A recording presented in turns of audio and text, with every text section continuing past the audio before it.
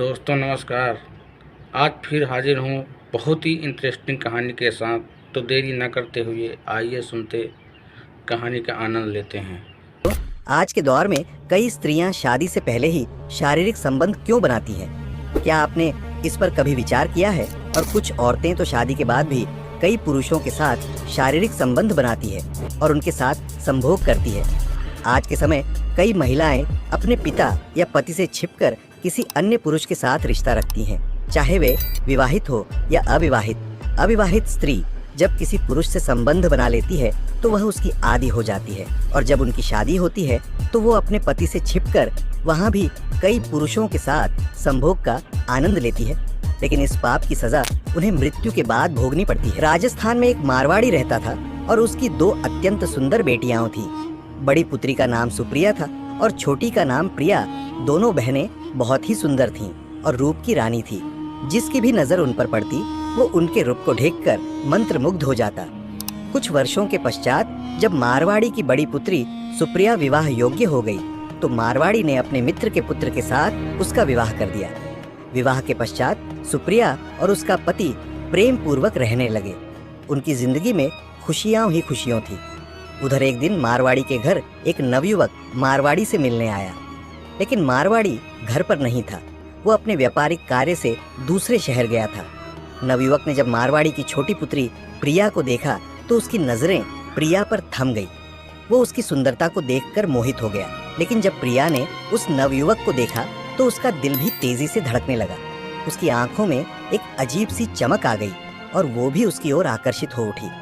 दोनों की नजरें एक दूसरे को देख रही थी, जैसे वे दोनों एक दूसरे को वर्षों से जानते हों। कुछ समय बाद प्रिया ने साहस जुटाकर उस नवयुवक से कहा, हे प्रिय, आपकी आंखों में ऐसा क्या जादू है जिसने मेरे दिल को छू लिया? मुझे आपसे प्रेम हो गया है। यदि आप बुरा ना माने तो मैं आपके साथ संभोग करना चाहती हूँ। आज रात हमारे घर के पास जो जंगल है वहाँ एक पुरानी झोपड़ी में आप मुझसे मिलने आइए। युवक ने मुस्कुराते हुए उत्तर दिया, प्रिय, मैं भी आपके सौंदर्य और सरलता पर मोहित हो गया हूँ। मैं निश्चित ही वहाँ आऊँगा। रात्रि के समय जब रात का दूसरा पहर प्रारंभ हुआ तब प्रिया जंगल की ओर निकल पड़ी। उसने एक सुंदर और मनमोहक लाल साड़ी और हरी ब्लाउज पहनी है, जो चांदनी रात में उसकी सुंदरता और भी निखर रही है। प्रिया झोपड़ी में जाकर बैठी गई और उसका दिल तेजी से धड़क रहा था। कुछ समय के पश्चात नवयुवक भी वहाँ पहुँचा। प्रिया ने उसे देखते ही कहा, हे प्रिय, तुम्हें इतनी देर क्यों हो गई? मैं तुम्हारे बिना यह रात नहीं बिता सकती। नवयुवक ने उत्तर दिया, मेरे घर वाले जाग रहे थे इसलिए मुझे आने में थोड़ी देर हो गई, लेकिन अब मैं यहाँ हूँ और ये रात अब हमारे प्यार की गवाही देगी। प्रिया ने कहा, अब जब हम दोनों यहाँ हैं तो हमें इस पल को यादगार बनाना है और खुल मस्ती करनी है। सुबह होने से पहले हमें लौटना भी है, लेकिन आज की ये रात सिर्फ हमारी होगी। इसके बाद दोनों झोपड़ी के अंदर चले जाते हैं। चांद की हल्की रोशनी और रात की खामोशी में उन्होंने अपने प्रेम को शब्दों और स्पर्श में पिरोया। उनकी आंखों में एक दूसरे के लिए असाधारण प्रेम झलक रहा था। लेकिन इस पूरे घटनाक्रम को गरुड़ जी ने आकाश में भ्रमण करने के दौरान देख लिया। यह देखकर उन्हें चिंता हुई और वो सोचने लगे कि एक अविवाहित स्त्री ऐसा आचरण कैसे कर सकती है। इधर दोनों प्रेमी सुबह होने से पहले ही अपने अपने घर लौट गए। उनके दिलों में यह रात सदा के लिए यादगार बनकर बस गई। समय बीतता गया और फिर कुछ दिनों बाद मारवाड़ी की बड़ी पुत्री सुप्रिया अपनी ससुराल से मायके आई और तीनों प्राणी खुशी से अपना जीवन यापन कर रहे थे। उसी दौरान मारवाड़ी के घर एक धनवान व्यक्ति अपने कार्य के सिलसिले आया।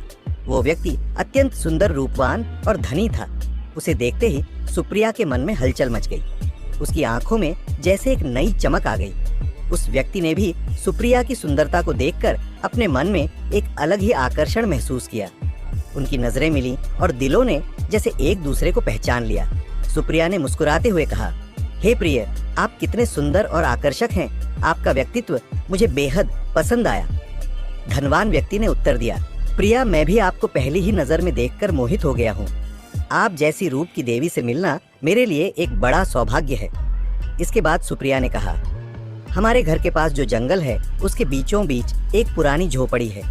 अगर आप चाहे तो आज रात आप वहां आ सकते हैं, ताकि हम अपने दिल की प्यास बुझा सकें और दिल खोलकर एक दूसरे से बातें कर सके और एक दूसरे के साथ बातें साझा कर सके। धनवान व्यक्ति ने तुरंत सहमति दी। सुप्रिया की ओर देखते हुए उसने कहा, प्रिय, मैं वहाँ अवश्य आऊंगा। रात होने पर धनवान व्यक्ति झोपड़ी में पहुंच गया और सुप्रिया का इंतजार करने लगा। उसकी नजरें बार बार उस दिशा की ओर जा रही थी जहां से सुप्रिया आने वाली थी। कुछ देर बाद सुप्रिया वहां पहुंची। उसने मेहरून रंग की साड़ी और काली ब्लाउज पहन रखी थी, जो चांदनी रात में उसकी सुंदरता को और भी मोहक बना रही थी। धनवान व्यक्ति ने कहा, हे प्रिय, मैं कब से आपका इंतजार कर रहा हूँ, आपको आने में इतना विलंब कैसे हुआ? सुप्रिया ने उत्तर दिया, प्रिय, मेरे पति की चिट्ठी आई थी जिसे पढ़ने में मुझे थोड़ी देर हो गई।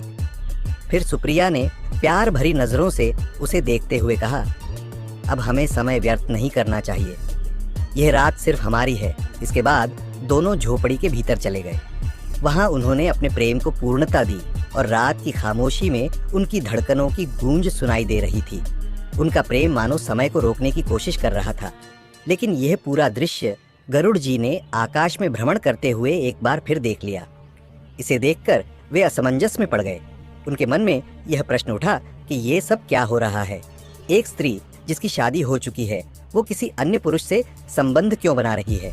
और एक अविवाहित स्त्री भी इस तरह का आचरण कैसे कर सकती है? गरुड़ जी अपनी इस उलझन को लेकर भगवान श्री कृष्ण के पास पहुंचे और जो कुछ उन्होंने देखा वह सब भगवान को बताया। उन्होंने पूछा, हे प्रभु, यह सब क्या हो रहा है और क्यों हो रहा है?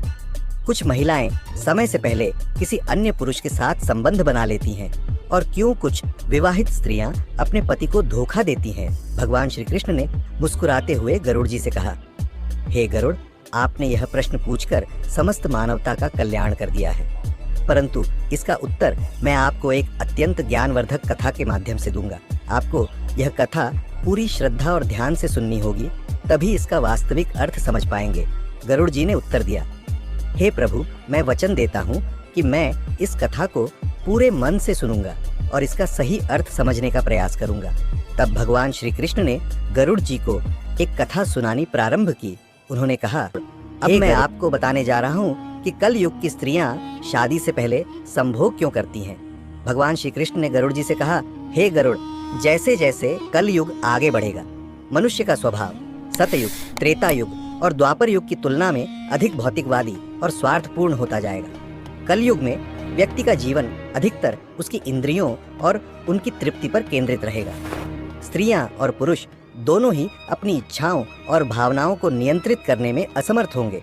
उन्होंने आगे कहा, कलयुग में काम और वासना का प्रभाव इतना प्रबल होगा कि लोग अपनी मर्यादा और सामाजिक मान्यताओं को पीछे छोड़े देंगे। वे विवाह जैसे पवित्र बंधन को, जो एक धार्मिक और सामाजिक कर्तव्य माना जाता था, अब केवल एक औपचारिकता बनकर रह जाएगा। भगवान ने कहा, हे गरुड़, कलयुग में स्त्रियां अधिक स्वतंत्र और आत्मनिर्भर होंगी। यह स्वतंत्रता उन्हें यह अधिकार देगी कि वे अपने जीवन के निर्णय स्वयं ले। उनका यह आत्मनिर्णय उन्हें अपने शरीर और भावनाओं पर अधिकार देगा। शादी से पहले संभोग का निर्णय उनकी स्वतंत्रता का हिस्सा होगा। श्री कृष्ण ने यह भी कहा कि कलयुग में स्त्रियां अपने अधिकारों और इच्छाओं को लेकर अधिक जागरूक होंगी। यह जागरूकता उन्हें समाज की रूढ़ियों को तोड़ ढहने की शक्ति प्रदान करेगी। श्री कृष्ण ने कहा, हे गरुड़, कि स्त्रियां अपने जीवन में प्रयोग करने और अपनी इच्छाओं को समझने के लिए शादी से पहले संबंध बनाने के निर्णय को सहजता से लेंगी। भगवान श्री कृष्ण ने बताया, कलयुग में धर्म और आध्यात्मिकता का प्रभाव कम हो जाएगा।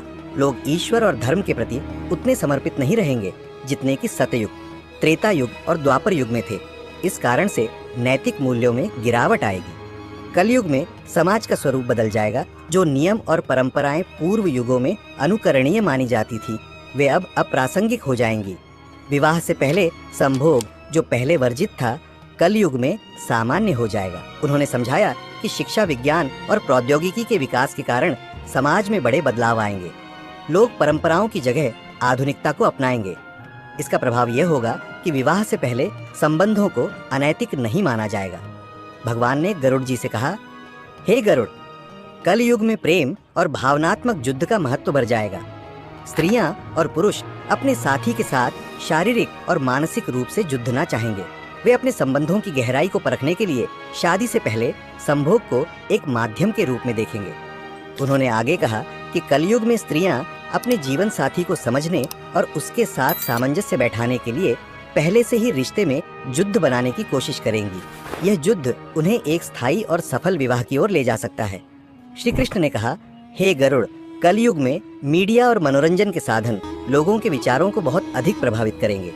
फिल्में, वेब सीरीज और सोशल मीडिया ऐसे संबंधों को सामान्य और स्वीकार्य बनाएंगे। स्त्रियां भी इन प्रभावों से अछूती नहीं रहेंगी।